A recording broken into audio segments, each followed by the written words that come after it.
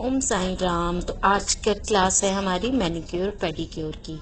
तो बच्चों को मैनिक्योर पेडिक्योर के बारे में सबसे पहले मैंने बताया कि क्यों मैनिक्योर पेडिक्योर ज़रूरी है।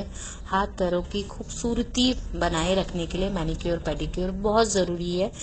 गांव में इतना नहीं पता होता है कि हाथ पैर मतलब रखते हैं वो लोग। नॉर्मली क्या होता है, जाने होते हैं, एक foot scrubber, stone foot scrubber आता है, उस वो ज़्यादा से ज़्यादा होता है। लेकिन टूल्स के बारे में बच्चों को नहीं पता होता है, क्यूटिकल्स के बारे में नहीं पता होता है, क्यों क्यूटिकल कट करना ज़रूरी होता है, ये चीज़ नहीं पता होता है। एक एक टूल, हर एक टूल अलग अलग होता है, हर हील के लिए अलग होता है। तो ये सारी चीज़ें बच्चों को बताया कि बच्चों को ये सारी चीज़ों की नॉलेज देके कि आप लोग किस तरह से अपना घर में या जब भी आप प्रोफेशनली इस काम को करोगे तो आप लोग किस तरह से करोगे। तरीका बताया कि आप लोग अपने पास कैसे कैसे रखोगे सामान को, किस तरह से आप क्लाइंट का पैर रखोगे, हाथ पैर किस तरह से पकड़ोगे, टॉवल कैसे आपने रखना है, कहाँ पर किसने कब एप्रन पहनना है, हर एक चीज़ के बारे में कॉटन तक यूज़ करने का बच्चों को बताया कि कॉटन टिश्यूज़ कैसे यूज़ किया जाता है। अब फिर जब हम डिप कर लेते हैं और ये सब स्क्रबिंग वगैरह, फुट स्क्रबिंग वगैरह कर लेते हैं, उसके बाद हमारा स्क्रब पार्ट आता है।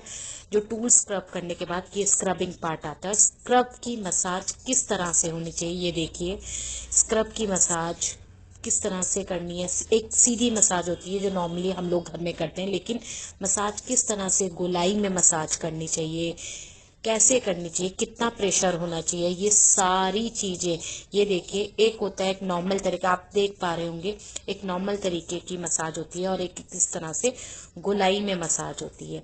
तो ये सारी चीज़ें बच्चों को बताई कि अपर साइड में मसाज होनी चाहिए, नीचे को मसाज नहीं होनी चाहिए, जिससे आपके रिंकल नहीं पड़ने चाहिए, झुर्रियाँ नहीं पड़नी चाहिए, हाथों में स्किन नहीं लटके।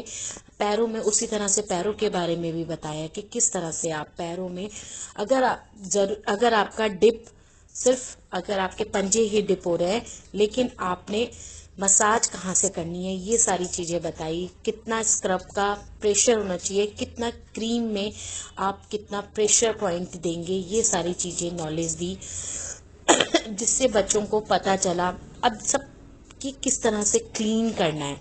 अब ये लोग सीखने का क्या मज़ा होता है कि ये लोग एक दूसरे को हेल्प करते हैं, एक दूसरे को बताते हैं। जब इतने सारे बच्चे होते हैं तो जो करवा लेते हैं वो दूसरे को हेल्प करते हैं कि हाँ इस तरह से बताना। तो ये सारी चीज़ें बता के बच्चों के संग काम करना बहुत ही अच्छा लगता है।